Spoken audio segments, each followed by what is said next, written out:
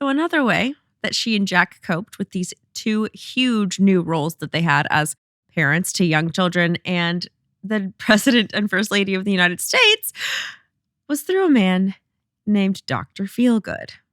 Jack had noticed that an anonymous friend had an obvious new pep in their step, a marvelous change in their energy and vitality, so Jack began asking questions, because he certainly needed some of that, whatever it was.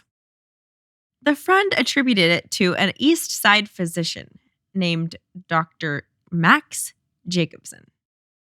His wonder-working power was predominantly administered through a proprietary injection that included the blood of a lamb.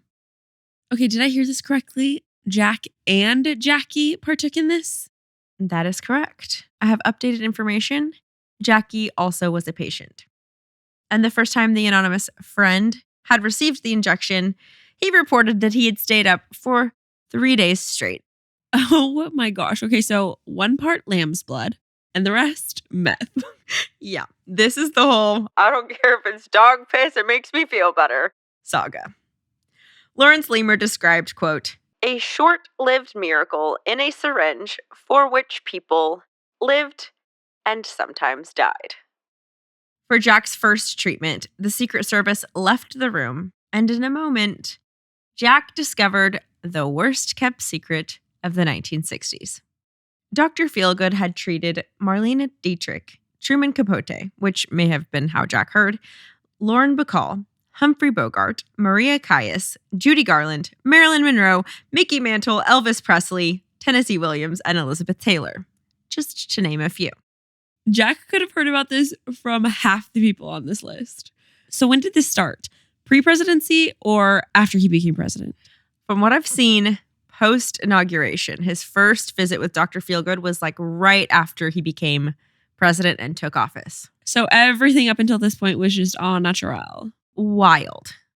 Per Jack's request, Dr. Jacobson traveled down to Palm Beach in May 1961 to see to Jackie's maladies. He wanted Dr. Jacobson to evaluate Jackie and decide whether she could travel to Canada and Europe for diplomatic visits. Quote, he was very much concerned about Jackie's condition following her last delivery. She suffered periodic depression and headaches. After a brief conversation, I said, the least I can do for you is stop your migraine, which I did. That broke the ice. Her mood changed completely. Dr. Jacobson. Then Jackie got on a plane and dazzled the Canadian people. The Senate Speaker, Mark Druin, raved to the House of Commons that her charm, her beauty, and her vivacity of spirit have captured our hearts. Very interesting that meth is behind this. Like, it just makes me look at Jackie in a totally new light. Also, how would you ever stop that? Like, once you got that? Like, yeah, exactly. Not even minus the addiction, like the addictive part of it.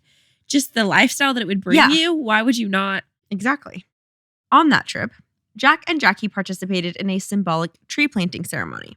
And while Jackie lifted dainty little scoops of dirt in her shovel, since it was just a symbolic thing, Jack had to appear as manly as possible, lifted ridiculously huge mounds of dirt, and threw his back out.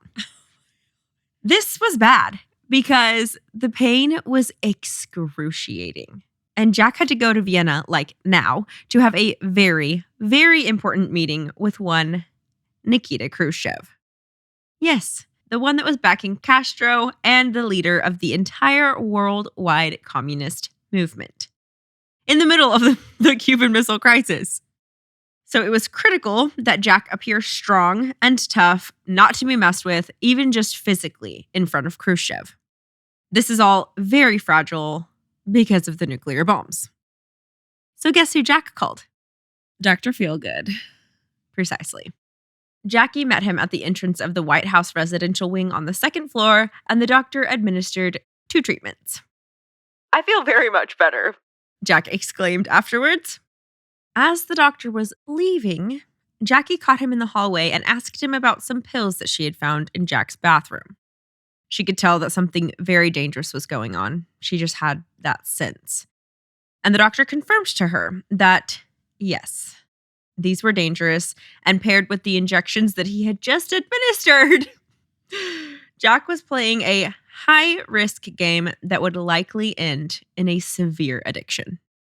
Oh, only the combination of injections and pills were dangerous, not just the injections themselves. Yeah, not the meth injections.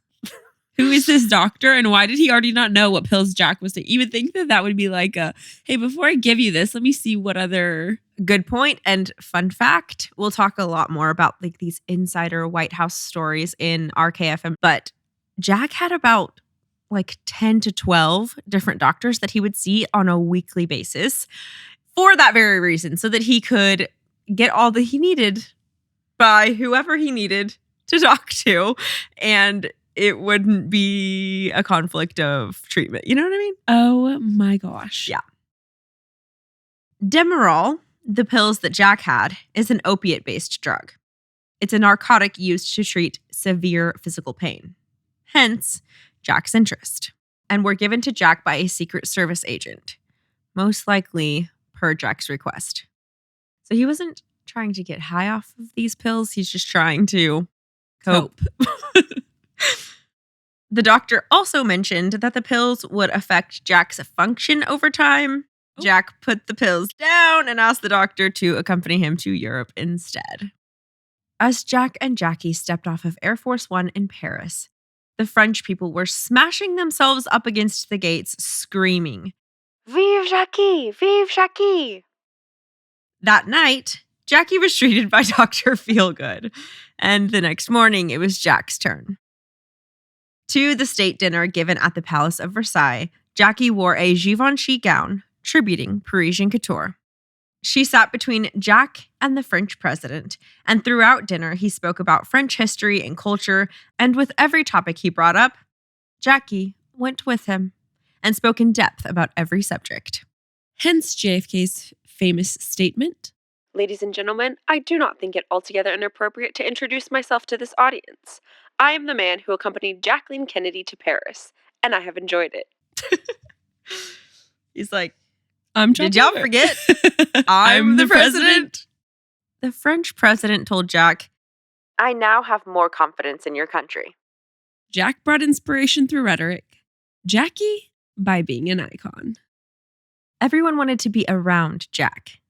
Everyone wanted to be Jackie.